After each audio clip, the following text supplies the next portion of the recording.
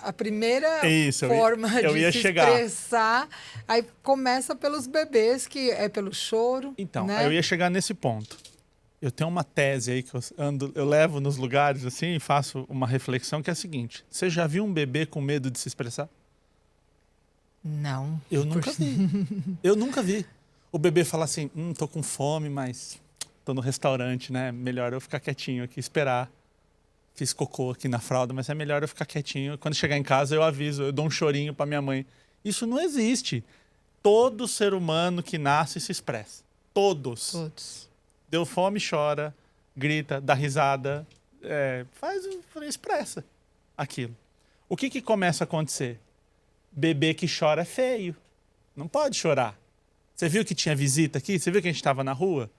Você fez isso? Você brigou? Você gritou? Você falou alto?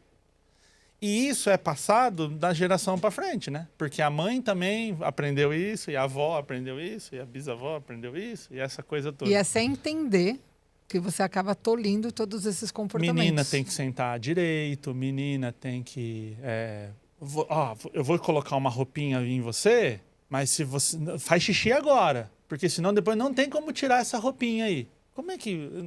eu decidi fazer xixi agora. Isso não existe. Mas a gente faz isso com as crianças, e nesse caso, principalmente com as meninas, né? O moleque vai na árvore ali e faz, mas a menina não pode sentir vontade de ir no banheiro porque ela pôs uma roupinha lá. Então essas coisas vão moldando um ser humano que acha que falar tá errado, que se expressar tá errado, que trazer uma opinião tá errado, enfim. E foi nesse momento que eu comecei a fazer a ligação entre emoção e comunicação. Então a pessoa está num ambiente X, ela é de um jeito, e ambiente Y ela é de outro. E aí que eu conheci a neurociência, porque a neurociência me deu o bastidor dessa história. Porque a comunicação é um efeito. Então eu estou muito à vontade aqui com você, eu estou muito feliz de estar aqui. Então eu estou me expressando de acordo com o meu emocional. Se eu tivesse sido maltratado quando eu cheguei, ou alguma coisa assim, eu estaria aqui na defensiva. Então, quando a comunicação sai, ela já é a ponta de um processo que já aconteceu dentro do cérebro. Nossa, eu vou lá, a Rose vai me julgar, ela não vai gostar de mim. E se ela faz uma pergunta que eu não sei responder? Nossa, eu tenho medo da Rose. Ou, nossa, que oportunidade de conversar com a Rose tão experiente na educação. Que legal. Essas duas histórias mudam a minha comunicação. É como a gente constrói, né? Qual a história que eu estou contando para mim mesmo? Construindo. De tudo, né? de todos os lugares, de todas as possibilidades, né? E como que você acha assim que quanto sustenta a comunicação é a base de tudo, de todas as relações, inclusive das relações pedagógicas dentro da escola, né? Absolutamente. Eu penso assim, se nós resolvêssemos, vamos pensar no mundo utópico, com a varinha mágica, plim, todo mundo agora sabe se comunicar. Eu acredito que metade dos problemas do mundo resolveria só se comunicando bem, só usando o tom certo, só usando a forma de se expressar, o timing, o momento certo, né? Então, tem um vídeo que viralizou meu aí, tá com mais de 2 milhões de visualizações, que é o seguinte: eu falo, o adolescente, ele dentro de casa, às vezes, ele entra no quarto e bate a porta. Aí a gente leva isso como uma ofensa pessoal, né?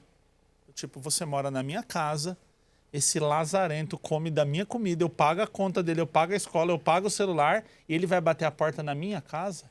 Negativo. Aí você vai lá, mete o pé na porta e xinga, e briga, e grita, para mostrar para ele quem que manda na casa. Só que ele não tem um cérebro que consegue inibir as próprias emoções.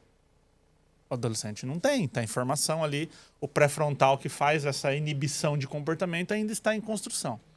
Qual que é a tendência desse adolescente? Ou ele estourar e brigar, ou ele se fechar e sentir raiva, né?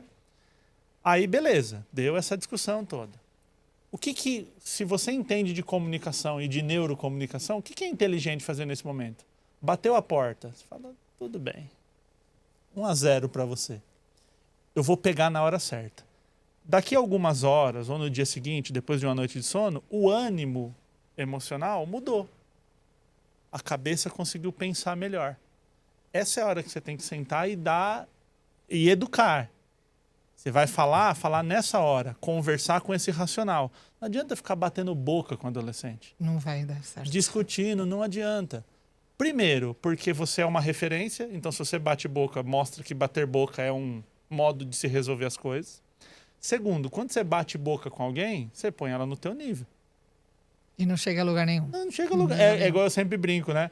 Eu falo assim, se eu chegar agora e falar assim, Minotauro, vamos pro ringue que eu vou te quebrar na porrada. E ele me pôs no nível dele. Ele pode me bater, ele vai ganhar de mim com muita facilidade. Mas ele me colocou no nível dele, porque ele aceitou o meu desafio.